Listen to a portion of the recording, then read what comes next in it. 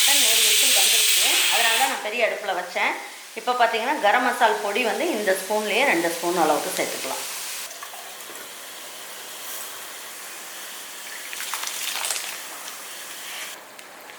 வாப்பா வரமாட்டேங்குது.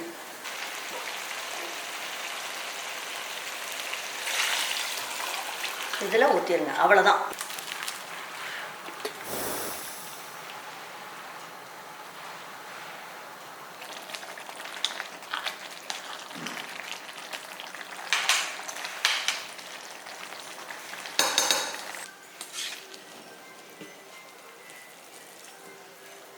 பாருங்க, இந்த பிரியாணி வந்து நான் ஏற்கனவே காளான் பிரியாணிக்கு நான் செஞ்சு காமிச்சிருக்கேன். ஜீரக சம்பா அரிசி வச்சுட்டு நல்லா அரிசியை வடிச்சிட்டு அதுக்கப்புறம் நம்ம செஞ்சோம். வீட்டில் இருக்கவங்க, நம்ம வீட்டில் நம்ம பொண்ணு இதெல்லாம் வந்து எனக்கு மட்டன் பிரியாணி இதே மாதிரி வேணுமா அப்படின்னு சொல்லி கம்பல் பண்ணி கேட்டதுனால நான் வந்து இன்னைக்கு மட்டன் பிரியாணி செஞ்சு காட்ட போகிறேன். இது எப்படி ஈஸியாகவும் நல்ல டேஸ்ட்டாகவும் வர ஞாயிற்றுக்கிழமைக்கு நீங்கள் உங்கள் வீட்டில் இதை செஞ்சு சாப்பிட்ற மாதிரி ஈஸியாக எப்படி செய்யலாம் அப்படிங்கிறத நான் உங்களுக்கு சொல்லிக் கொடுக்க போகிறேன். நம்ம ஈரோடு அம்மாச்சி மசாலா வகைகள் எல்லாமே ஃபஸ்ட்டு குவாலிட்டி இன்க்ரீடியன்ட்ஸ் தான் பயன்படுத்துகிறோம்.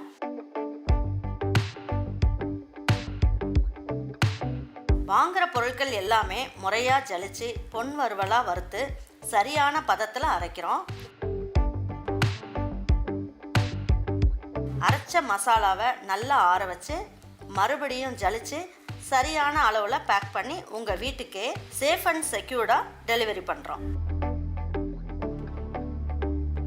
நம்ம மசாலா வகைகள் மற்றும் சத்து மாவு, ரெடிமேட் இட்லி மாவு, இடியாப்ப மாவு எல்லாமே நீங்கள் வாட்ஸ்அப் மற்றும் வெப்சைட்டில் ஆர்டர் பண்ணி வாங்கலாம். இதில் ரொம்ப முக்கியமான விஷயம், இது full and full pure homemade masala. நம்ம எல்லாருக்குமே ஆரோக்கியம் தானேங்க முக்கியம். நம்ம வந்து கடைகள்லாம் அது பண்ணுற மாதிரி தான் பெரிய பெரிய மட்டன் பீஸ் போடுவாங்க. நான் எப்பயுமே வீட்டில் செய்கிற போது நான் இந்த சைஸுக்கு தான் மட்டன் வாங்கிட்டு வந்து நல்லா மஞ்சள் தூள் உப்பெல்லாம் போட்டு நல்லா கழுவிட்டு எடுத்து வச்சுக்குவேன். இந்த சைஸ் எடுத்துக்கோங்க. இது வந்து 3/4 கிலோ அளவுக்கு மட்டன்.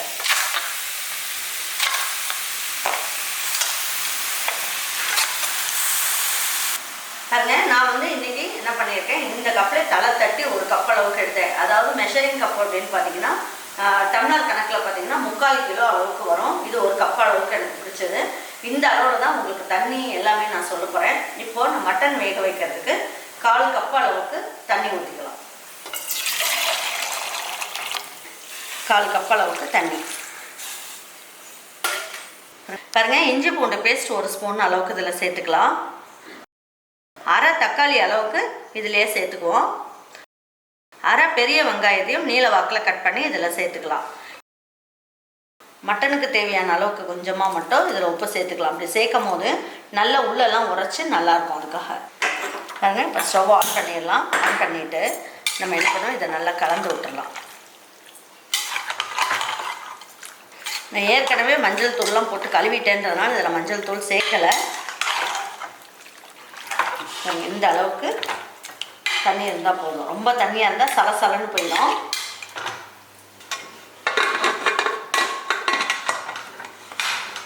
பாருங்க, இப்போ வந்து வெயிட் போட்டுடலாம். வெயிட் போட்டுட்டு 2 விசில் மட்டும் வச்சா போதும். ஸ்டவ் ஆஃப் பண்ணிடலாம். இது ஸ்லோ ஃப்ளேம்லலாம் வைக்கணும்னு அவசியம் கிடையாது. இது அப்படியே 2 விசில் மட்டும் வரட்டும்.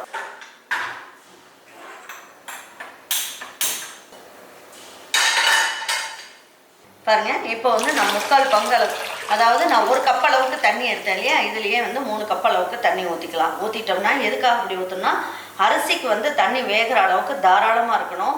அப்படி கம்மியாக இருந்தது அப்படின்னா அரிசி குழஞ்ச மாதிரி வரும். அதனால இந்த அளவுக்கு தண்ணி கொதிக்கிட்டோம். இப்போ தண்ணி கொதிக்கும் போதே நம்ம என்ன பண்ணலாம், இதுக்கு தேவையான அளவுக்கு உப்பு போட்டுடலாம்.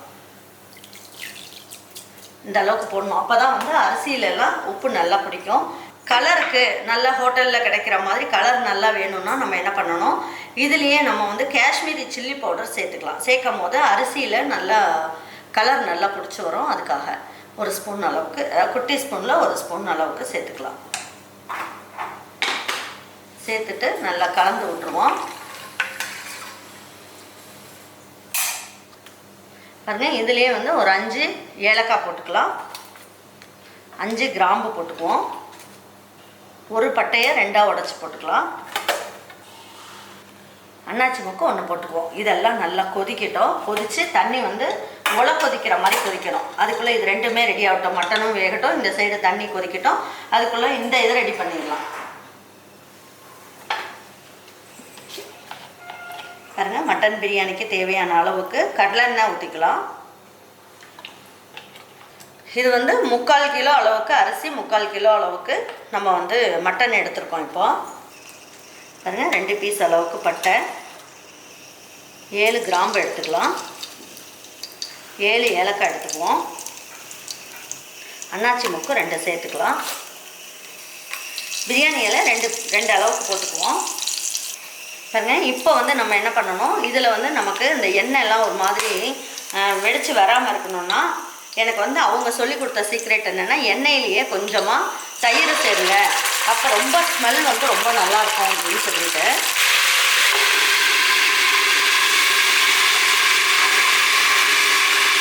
இதில் 3 பெரிய வெங்காயத்தை கட் பண்ணி எடுத்து வச்சுருக்கேன். நீங்கள் இதில் சேர்த்துக்கலாம். இப்படி சேர்க்கும் போது என்ன ஆகும், வெங்காயம்லாம் வந்து சீக்கிரமாக நல்லா வதங்கி வரும். அந்த தயிரோட ஸ்மெல் வந்து இந்த பிரியாணிக்குள்ளெல்லாம் பிடிச்சி அது ஒரு வாசம் வருதுன்னு சொல்லுவாங்க இல்லையா. பிரியாணியே அதான் முஸ்லீம் வீட்டில் சாப்பிட்டா அது நல்ல ஒரு வாசம் வருது, நம்ம என்ன செஞ்சாலும் வரமாட்டேங்குதுன்னு சொல்கிறோம்ல, அதோட ரகசியம்லாம் இதுதான். இது வந்து எங்கள் பேரனுக்கு வந்து காது குத்தும் போது ஒரு முஸ்லீம், அதாவது அவங்க வந்து திருச்சியிலேருந்து கால் கூட்டிகிட்டு வந்திருந்தோம். அவங்களோட லிங்க் எல்லாமே நான் உங்களுக்கு கொடுக்குறேன். அவங்க தான் எனக்கு வந்து அவங்க விருந்து வந்து எனக்கு பேரனுக்கு காது குத்தும் போது செஞ்சாங்க. அப்புறம் ஈரோட்டில் வேறு விருந்து வைக்கும் போதும் அவங்க தான் வந்து செஞ்சுருந்தாங்க. எல்லாருமே சாப்பிட்டு அவங்க எல்லாமே சூப்பராக இருக்குது அப்படின்னு சொன்னாங்க. நான் வந்து அவங்கள ஒரு கல்யாணத்துக்கு போகும்போது நான் அவங்கள பார்த்தேன். அவங்க சமைச்சு கொடுத்தது நாங்கள் சாப்பிட்டு பார்த்தோம், ரொம்ப நல்லா இருந்தது. அதனால் நான் அவங்கள புக் பண்ணிக்கிட்டோன்னு வச்சுக்கோங்களேன். புக் பண்ணி அவங்கள வந்து என் பேரனோட காது குத்துக்கு நீங்கள் தான் வந்து செய்யணும் அப்படின்னு சொன்னதுனால செஞ்சாங்க. அதை வீடியோவும் எடுக்கிறதுக்கு எங்களுக்கு பர்மிஷன் கொடுத்தாங்க. அது வந்து எங்களுக்கு பல்காக வந்து 25 கிலோ அரிசியும் 30 கிலோ அளவுக்கு மட்டனும் போட்டு நாங்கள் செஞ்சோம். அதோட மெஷர்மெண்ட்டு எல்லாமே வந்து நான் வந்து அடுத்த வீடியோவில் உங்களுக்கு அந்த வீடியோவே, அவங்க செஞ்ச வீடியோவே நான் உங்களுக்கு காமிக்கிறேன். இப்போ வந்து அதையும் நான் சின்னதாக மாடிஃபிகேஷன் பண்ணிவிட்டு நான் உங்களுக்கு செஞ்சு காமிக்க போகிறேன்.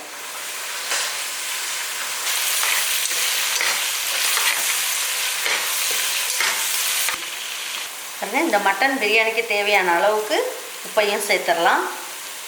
இப்போ இந்த வெங்காயம் வதங்கும் போதே நம்ம என்ன பண்ணலாம், இப்போது இந்த காஷ்மீரி சில்லி இருக்கு இல்லையா, காஷ்மீரி சில்லி பவுடர், இது வந்து இதில் 2 ஸ்பூன் அளவுக்கு நான் சேர்க்க போகிறேன். ஏன்னா கலருக்காக. இந்த எண்ணெயிலேயே போடும்போது நல்ல கலர் வந்து சூப்பராக இருக்கும். இப்போ இதில் 1.5 ஸ்பூன் அளவுக்கு ரெட் சில்லி பவுடர் சேர்த்துக்கலாம். இப்போ நீங்கள் நார்மலாக உங்கள் வீட்டில் நீங்கள் வாங்குகிற ரெட் சில்லி பவுடரோட இது வந்து எங்களுக்கு கொஞ்சம் காரம் நல்லாயிருக்கும். இது வந்து ஆந்திரா மிளகாய், அது இல்லாமல் காம்பு எடுத்து அரைக்கிறதுனால காரம் ஜாஸ்தி இருக்கும். அதனால் நான் 1.5 ஸ்பூன் அளவுக்கு சேர்க்குறேன். இது உங்களுடைய காரத்தை பொறுத்து நீங்கள் வந்து மிளகாயோட காரத்தை பொறுத்து நீங்கள் சேர்த்துக்குங்க. நான் பாருங்கள் 1.5 ஸ்பூன் அளவுக்கு சேர்க்குறேன். இந்த ஸ்பூனில் தான் மட்டன் ஒரு விசில் வந்துருச்சு, அதனால தான் நான் பெரிய அடுப்பில் வச்சேன். இப்போ பார்த்தீங்கன்னா கரம் மசால் பொடி வந்து இந்த ஸ்பூன்லேயே 2 ஸ்பூன் அளவுக்கு சேர்த்துக்கலாம். 2 ஸ்பூன் அளவுக்கு சேர்த்துக்குவோம்.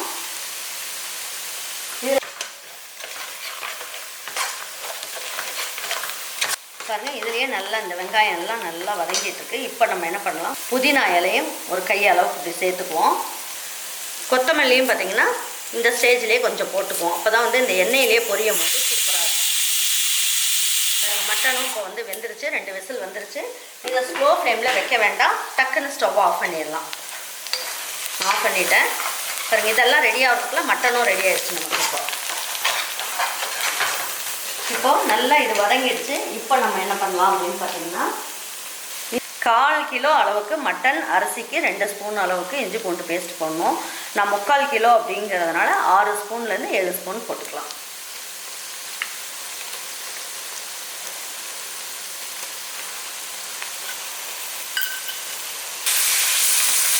இஞ்சி பூண்டு எல்லாமே சேர்த்துட்டோமா. இப்போ நம்ம என்ன பண்ணலாம், இது லேசாக வதக்கி விட்டுட்டு இதுலேயே ஒரு 100 ml அளவுக்கு தயிர்,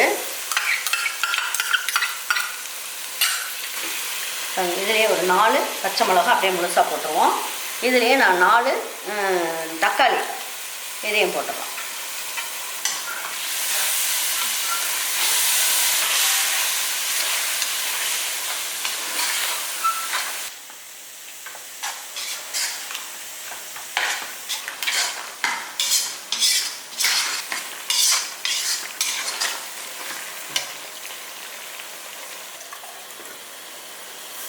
பாருங்கள், இப்போ எல்லாமே போட்டு நல்லா கொதிச்சிட்ருக்கு, உப்பு எல்லாம் போட்டு கொதிச்சிட்ருக்கு. இப்போ அதில் 1 ஸ்பூன் அளவுக்கு மட்டும் எண்ணெய் சேர்த்துக்கலாம். இது எதுக்காக சேர்க்குறதுனா அரிசி ஒன்றோட ஒன்று ஒட்டாமல் ரொம்ப நல்லாயிருக்கும், சாஃப்டாகவும் இருக்கும்.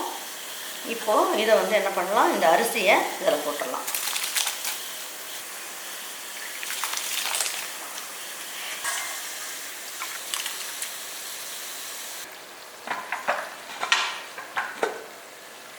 மட்டனும் வெந்துருச்சு. வாப்பா வரமாட்டேங்குது பாருங்கள். இந்த அளவுக்கு நல்ல மட்டன் வெந்துருச்சு. இந்த அளவுக்கு இருந்தால் போதும். இப்போ பாருங்கள், இந்த தண்ணி நம்ம அளந்து ஊற்றணும் இல்லையா, 1/4 கப் அளவுக்கு இந்த தண்ணி இதில் ஊற்றிக்கலாம். பாருங்கள், இப்போ எல்லாமே தண்ணியெல்லாம் வடித்தாச்சு. இப்போ என்ன பண்ணலாம், அந்த மட்டன் எடுத்து இதில் போட்டுக்கலாம். ஏலாம் ஆடாக இருந்ததுன்னா நீங்கள் 1 விசில் வச்சாலே போதும். நல்லா ஒரு வாட்டி கலந்து விட்டுருங்க.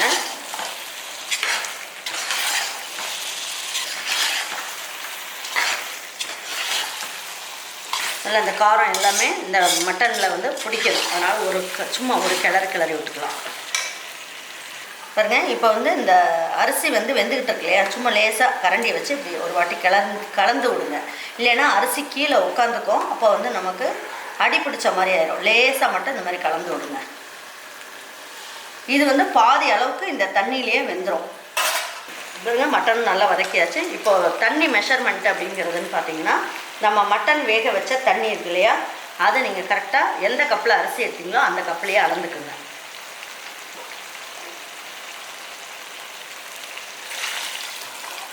இதில் ஊற்றிடுங்க, அவ்வளோதான். பாருங்க, இன்றைக்கி வந்து நம்ம செஞ்சுருக்கிறதுன்னு பார்த்தீங்கன்னா 1 கப் அளவுக்கு அரிசிக்கு மட்டன் வெந்த தண்ணியும் இன்னும் கொஞ்சம் எக்ஸ்ட்ரா தண்ணியும் சேர்த்து 1 கப் அரிசி 1 கப் தண்ணி. இதுதான் மெஷர்மெண்ட்டு, கரெக்டாக இருக்கும். பாதி அளவுக்கு இதிலேயே வெந்துறதுனால நமக்கு மட்டன் பிரியாணி நல்லா சாஃப்டாகவும் இருக்கும், தண்ணியும் கரெக்டாக இருக்கும்.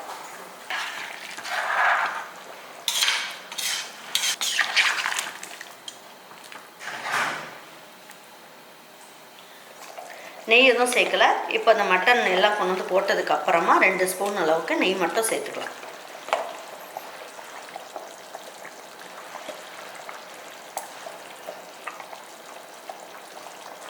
பாருங்கள், இது எல்லாமே ஒன்றா சேர்ந்து நல்லா ஒரு 2-3 நிமிஷம் வேகட்டும்.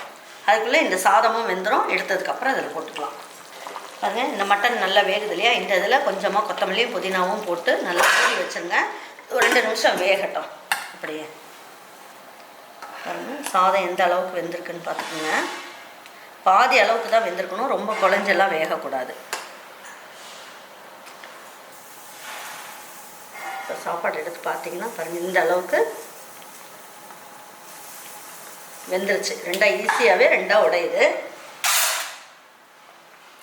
இப்போ இதை வடிச்சிடலாம். ஸ்டவ் ஆஃப் பண்ணிவிட்டு அப்படியே வைக்காதீங்க, உடனே இதை வடிச்சிடணும். இந்த மாதிரி ஸ்ட்ரெயினர் ஒன்று வச்சுட்டு இதிலே வடிச்சுக்கலாம்.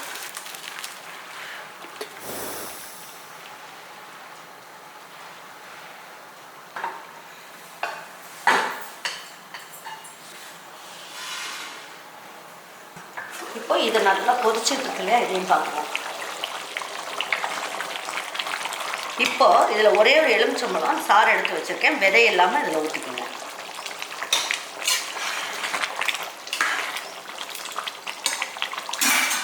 இப்போ இந்த அரிசி எடுத்து இதில் போட்டுக்கலாம்.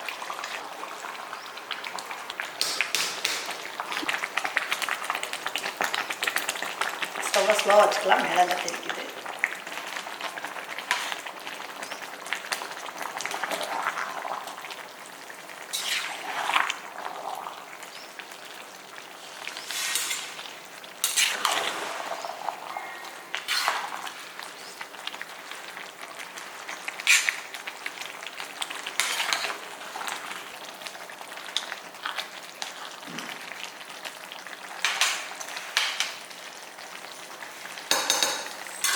இப்போ மூடி வச்சிடலாம். 1 நிமிஷத்துக்கு மட்டும் ஹை ஃப்ளேமில் இருக்கட்டும். அது இப்போ வந்து நம்ம தம் போட்டுடலாம். அதில் இந்த மாதிரி தோசை கல் வச்சுக்கோங்க. வச்சுட்டு பாருங்க, இப்போ இது நல்லா கல் சூடாகட்டும். இது கல் நல்லா சூடாகிடுச்சா அப்படின்னு எப்படி பார்க்கணுன்னா, இதில் கொஞ்சம் தண்ணியை தெளித்து பார்த்தீங்கன்னா உங்களுக்கு தெரிஞ்சிடும். பாருங்க, இப்போ வந்து கல் நல்லா சூடாகிடுச்சான்னு பார்த்தோம். அது நல்லா சூடாகிடுச்சு. இப்போ இந்த ஸ்டேஜில் நம்ம என்ன பண்ணலாம், இந்த ஸ்டவ்வை ஆஃப் பண்ணிவிட்டு, இது இவ்வளோ நேரம் ஹை ஃப்ளேமில் தான் இருந்தது, எடுத்து இது மேலே வச்சிடலாம். இப்போ என்ன பண்ணலாம், இதே மாதிரி ஒரு கல், இடிக்கிற கல் ஏதாவது இருக்கும் இல்லையா, இல்லை வெயிட் இருக்கும், ஏதாவது வச்சு இந்த மாதிரி வச்சுருங்க.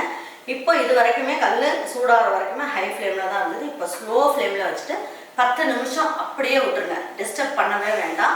10 நிமிஷம் கழித்து ஸ்டவ் ஆஃப் பண்ணிவிட்டு அதுக்கப்புறம் 10 நிமிஷம் கழித்து ஓப்பன் பண்ணி பார்க்கலாம். பாருங்க, இப்போ தம் போட்டிருந்தோம் இல்லையா, எடுத்து பார்த்துடலாம். 10 நிமிஷம் ஆயிடுச்சு.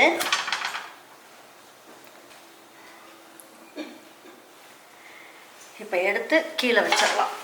கீழே வச்சுட்டு கலந்து விட்டுடலாம்.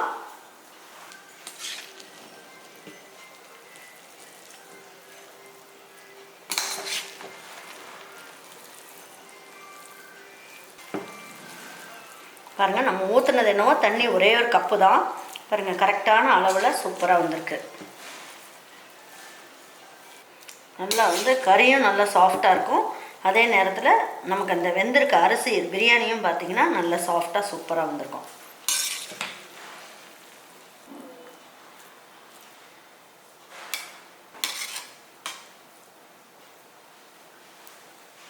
இப்போ பாருங்கள், இப்போ கொத்தமல்லி புதினா எல்லாமே நம்ம போட்டுட்டோம் இல்லையா. இப்போ ஒரு நிமிஷம் மட்டும் அப்படியே கப்புன்னு மூடி வச்சிடலாம். அந்த சூட்லேயே சூப்பராக இருக்கும். வாசம் அப்படியே ஓப்பன் பண்ணும்போது இன்னும் நல்ல வாசம் கிடைக்கும்.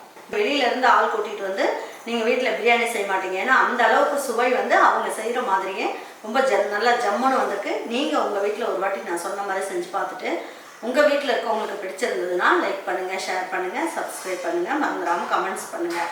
தேங்க்யூ ஃபார் வாட்சிங் ஈரோடு அம்மாச்சி சமையல். தேங்க்யூ.